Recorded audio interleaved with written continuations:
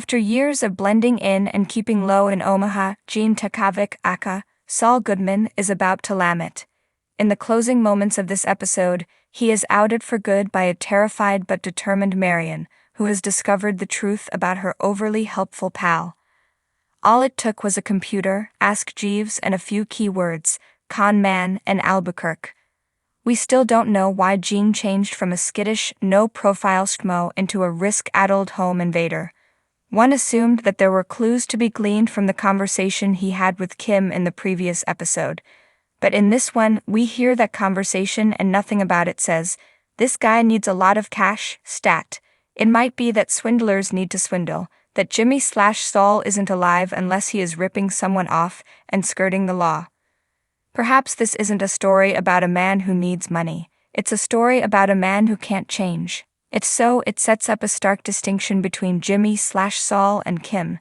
We find her in Titusville, Fla, living an utterly pedestrian life designing brochures for a sprinkler wholesaler. She seems reasonably happy with her hunky boyfriend and their suburban backyard barbecue life.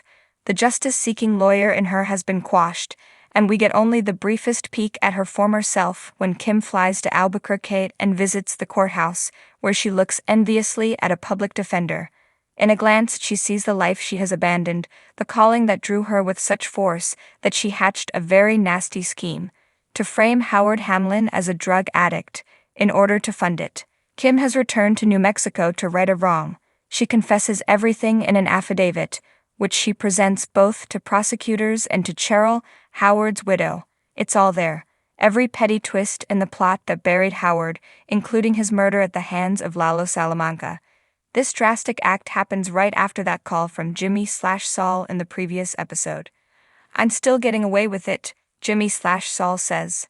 "You should turn yourself in," Kim replies after a painful silence. "Why don't you turn yourself in, seeing as you're the one with the guilty conscience?" Jimmy/Saul says. "What is stopping you?" He then lists the people, all dead, who could possibly help implicate Kim.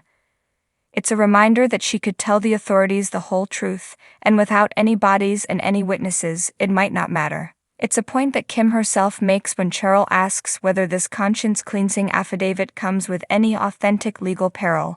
The truth is that Kim can keep getting away with it too, even if she wants to be punished. Maybe that's why she cries during the ride on the rental car bus. The unburdened life is unavailable to her.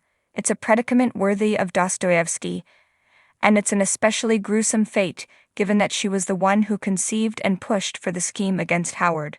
There was a time, it started at the end of season 5, to be precise, when Kim was the more wicked of this duo. Not that Kim has become a saint.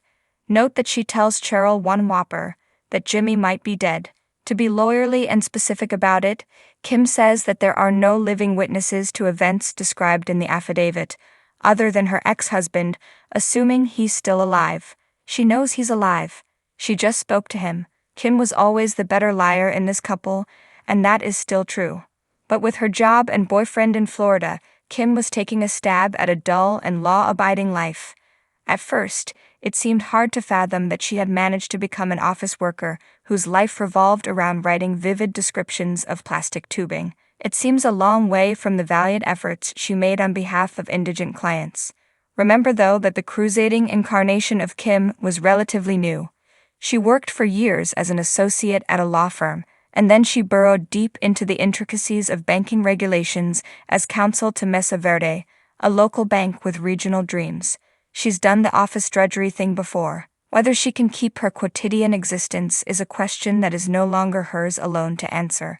Her affidavit incriminates Jimmy too, and at minimum, he is going to need to run from the law.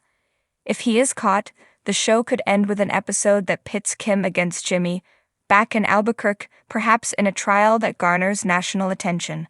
Consigliere of dead meth baron implicated by ex-wife. Kim would be the only witness who could send Jimmy away, and it's getting easier to root for some jail time for this guy, is it not? In the last few episodes, the writers have put their collective and heavy thumbs on the scale by turning Saul/Gene into a monster. In this week's episode, he appeared to be on the verge of strangling Marion with a cord, and earlier he seemed every bit as ready to cold cock a man with the urn containing the ashes of his dog.